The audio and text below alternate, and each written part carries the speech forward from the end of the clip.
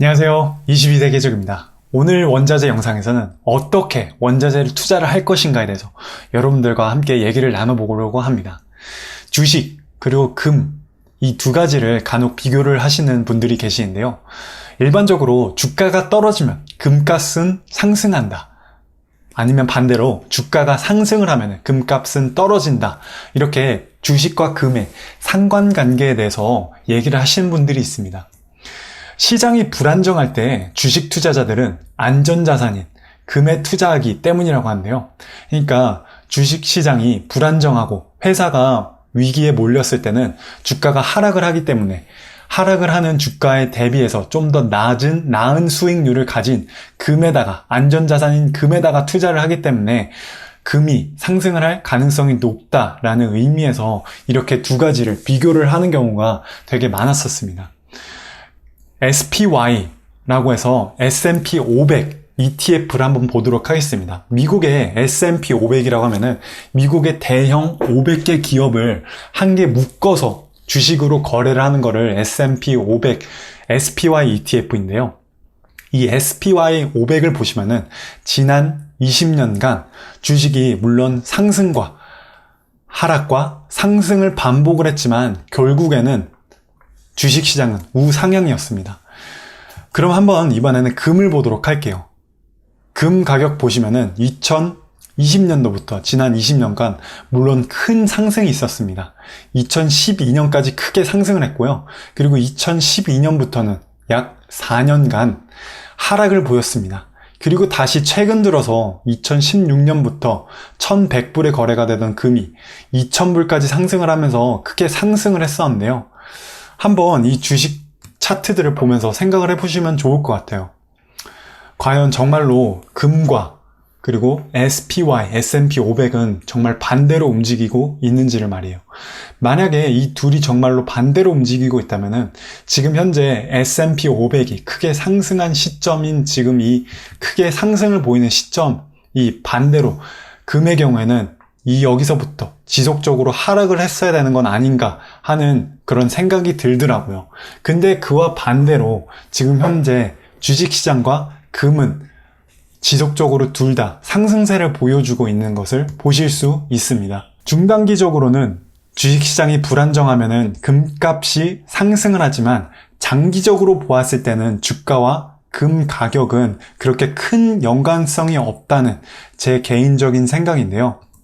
오히려 장기적으로는 두 자산 모두 상승세를 보여주고 있다고 생각이 듭니다. 그러면은 주식시장을 투자를 하지 않을 때는 금을 투자를 하고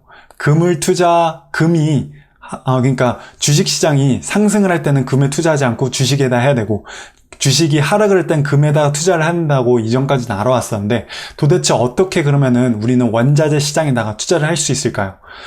이렇게 주식시장과 금이 둘 다 모두 상승세를 보이고 있는 이런 시점에서 우리는 금에다가 투자를 해야 될지 은에다가 투자를 해야 될지 또는 주식에다 투자해야 될지 이렇게 우리가 고민을 하고 있는데 과연 어떻게 현명하게 원자재 시장에다 투자를 할 수 있을까요? 제 생각에는 바로 포트폴리오 분산을 목적으로 우리는 원자재 시장에다가 투자를 해야 되지 않을까 하는 생각이 듭니다. 포트폴리오 분산이란 내가 돈을 어떤 자산에다가 투자를 해야 되고 어떻게 분산을 해야 되는가를 의미를 하는데요. 내가 사업도 하고 있고 그리고 사업을 통해서 이윤을 창출하면은 주식에다가 또 조금 투자하고 또 주식을 투자를 하면서 동시에 내가 집이나 아니면 땅에다가 부동산에다도 투자를 할 수 있고 그리고 또 내가 돈 이윤 창출한 거를 바탕으로 월 30만 원씩 아니면 월 50만 원씩 국민연금에다도 투자하고 그리고 또 동시에 내가 미술품에 관심이 있다면은 앞으로 이 미술품이 상승을 하지 않을까 하는 생각에서 고가의 미술품에다가 투자를 함으로써 우리가 가진 돈을 적절한 요소에다가 분산을 투자하는 것을 포트폴리오 분산 투자라고 합니다.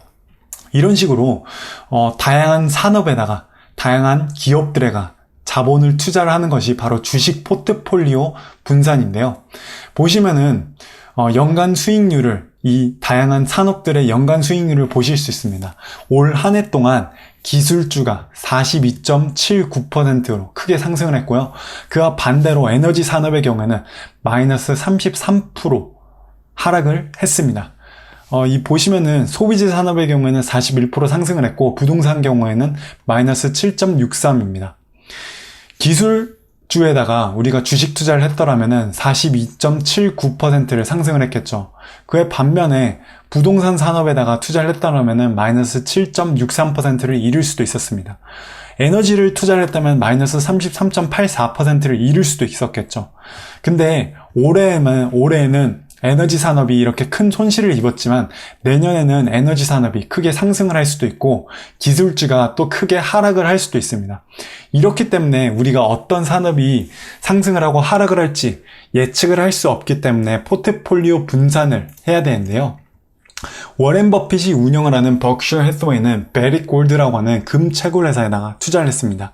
이 워렌 버핏이 베릭 골드에다가 투자를 한 이유가 이 베릭 골드라고 하는 회사가 금을 지속적으로 채굴을 하고 그리고 이 채굴을 한 것을 팔므로써 수익과 배당금으로써 지속적으로 이윤을 낳기 때문에 이 베릭 골드에도 투자를 했습니다.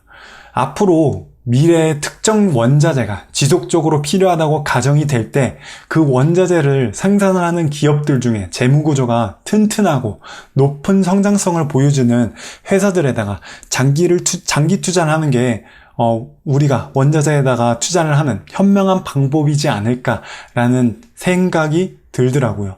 그러니까 원자재 중에서도 귀금속을 채굴을 하는 회사들도 있고 아니면은 가축을 그러니까 소를 도축을 해서 고기를 생산을 해놓은 회사들도 있습니다. 아니면은 곡식을